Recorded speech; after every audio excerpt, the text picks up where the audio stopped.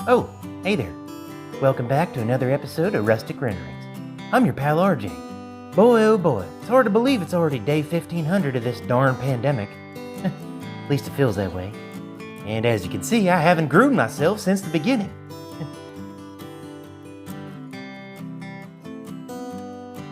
Luckily though, back when things started looking up a couple months ago, I was able to squeeze in a little vacation down south to do one of the things that I really love, going for a little skip down the beach.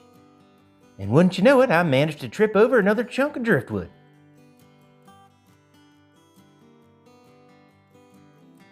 Oh well, at least I found some more material for another project, but what to make? Now I did get a little bit of inspiration at one beach shop down there, a little driftwood garland. I started looking into it and found some different variations on it, one of which is called a Valhalla ladder, or a Viking garland. Now, I don't know too much about Viking culture, so I thought I'd bring on a guest to help us out. And we'll be right back with our special guest.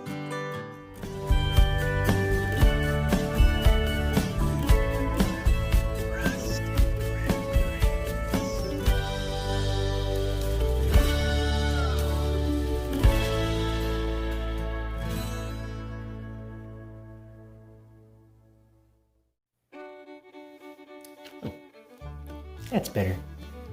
I went ahead and trimmed up before I came back. Well, let's get our guest on here.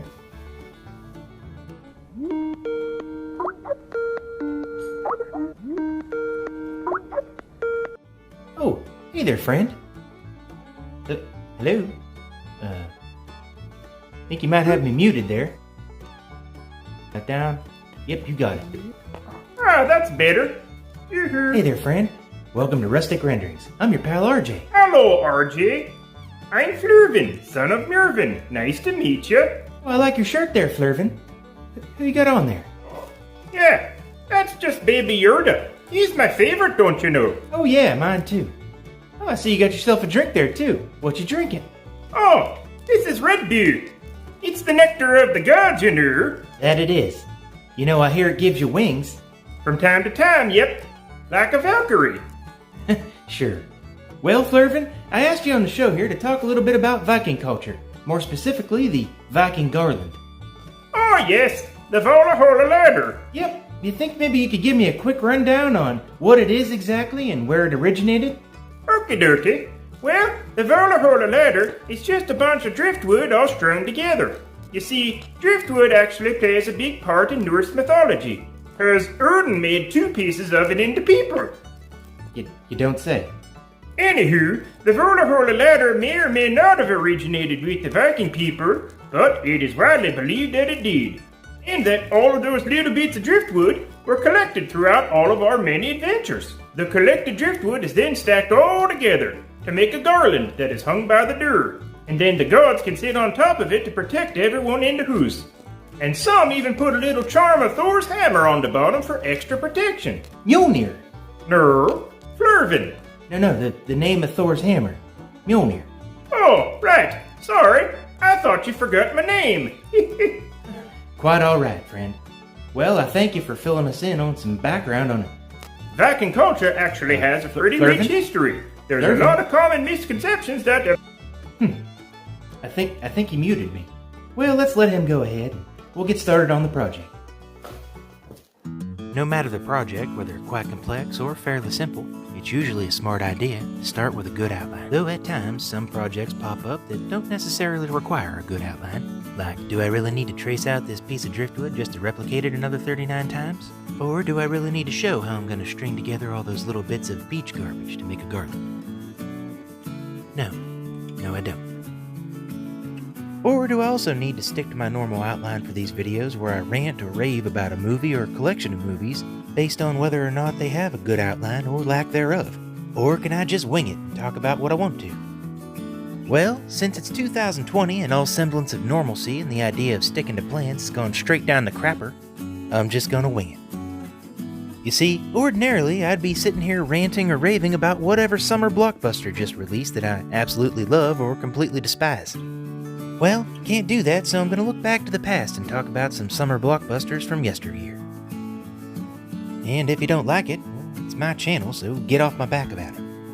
The idea of the summer blockbuster first came around with the release of Jaws back in 1975. Unfortunately, I was unable to see that movie in theaters at that time because I would have been -8. My first experience with summer blockbusters came about 14 years later with the release of Batman, which is partially responsible for making me into the colossal Batman nerd that I am today.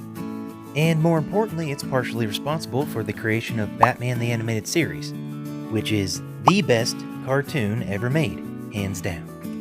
And if you disagree with me, that's fine. It's okay to be wrong. You know, while I would like to go into detail about every summer blockbuster I've ever seen, for now I'll just stick to talking about my favorite one from every year. Otherwise, this video is going to be like 4 hours long. Also, in the interest of time, I guess I'll just stick to the 90s for now. Let's see. In 1990, we had Back to the Future Part 3. Now sure, arguments can be made that this was the worst entry in the franchise, but it was still thoroughly enjoyable, other than...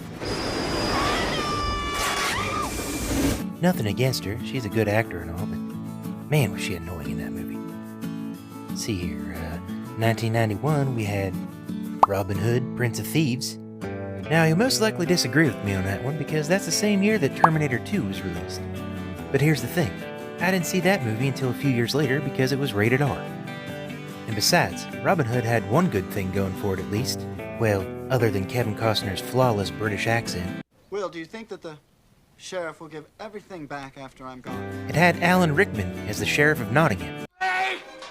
I'm gonna cut your heart out with a spoon! Why a spoon, cousin? Why not an axe? Because it's dull, you twit. It'll hurt more. Man, that guy was awesome. In 1992, we had Batman Returns. And even though now I would grade things differently, at the time I couldn't get enough Batman. Next up, in 1993, we had Last Action Hero. Now, I know you were expecting me to say Jurassic Park, but the truth is that movie scared the crap out of me. You see, that was the first movie I ever saw with DTS surround sound in the theater. So I literally thought there was going to be a dinosaur bust through the wall at any minute and bite me in half. And besides that, Last Action Hero is seriously underrated. And the only reason it didn't make a ton of money is because it was released at the same time as Jurassic Park, which was a box office juggernaut. Anywho, next up in 1994, my favorite release was True Lies. You may have expected me to say The Lion King, which is also great, but I really think that True Lies was an underappreciated, underrated gem. The story was great, the action was cool, it was funny as heck, and it featured Bill Paxton as a hilariously pathetic side character. Hey, because it's you. Next, in 1995, holy bat nipples, it's Batman Forever. No surprise there, I was still riding pretty high on my love of all things Batman. Plus, Jim Carrey as the Riddler, oh man, fantastic. Edward Nygma, come on down! You're the next contestant on Brain Drain! In 96, we had Independence Day, which I'm pretty sure I saw in the theaters at least 3 times. It just had that perfect blend of comedy, action, and adventure that I couldn't get enough of. Wait a minute, holy crap, am I done already?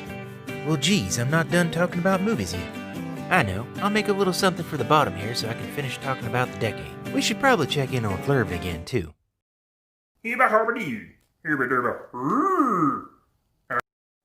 Yeah, he seems alright.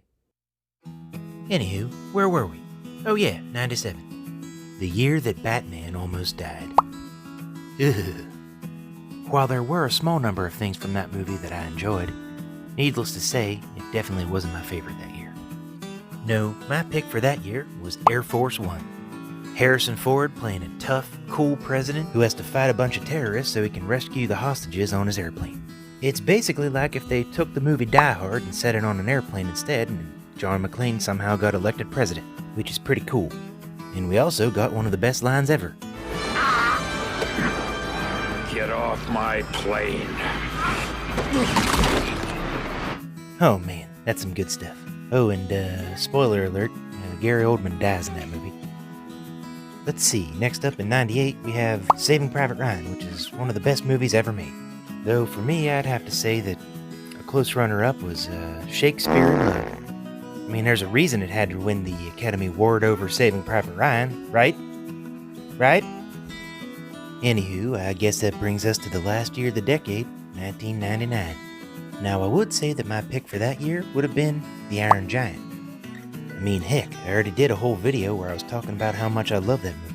But unfortunately, I didn't see that movie for several months after it left the theaters. However, that was a pretty good year for movies. Though I'd have to say that my top pick was The Mummy. It's a thrilling action adventure with a ton of comedy, and it's just really enjoyable from start to finish. There were definitely a few movies in the runner-up category that year though, for sure. One of which was The 13th Warrior. Now, to be fair, this movie was kinda dumb. But it's like that enjoyable kind of dumb movie that you just have to shut your brain off for a while and watch. But it's got a cool premise where an outcast soldier has to team up with a bunch of warriors to defeat a seemingly mystical evil. And that group of warriors he has to team up with just so happen to be Vikings. And speaking of Vikings, it looks like we're just about done with the little charm that's going to go in the bottom of our Viking garland. Isn't that a lovely little Mjolnir? Now it just needs a little bit of paint. Put a little fresh coat of primer on there, followed by a coat of beautiful antique pewter. And with that, our little hammer is all done, which means that our Valhalla ladder is done too. Let's take a look at the final product. Boy, I'll tell you, if there was ever a nicer collection of beach garbage all strung up, I haven't seen it. Now let's go check back with Flurvin. He should be about done. Well, RJ, I hope that helped. Oh yes, thank you very much, friend. Well, there you have it. Our little Viking garland is all done. That's all the time we have for today. I'd like to thank our special guest Flurvin, and thanks to all you for watching. You take care, and I'll see you next time. Bye-bye now.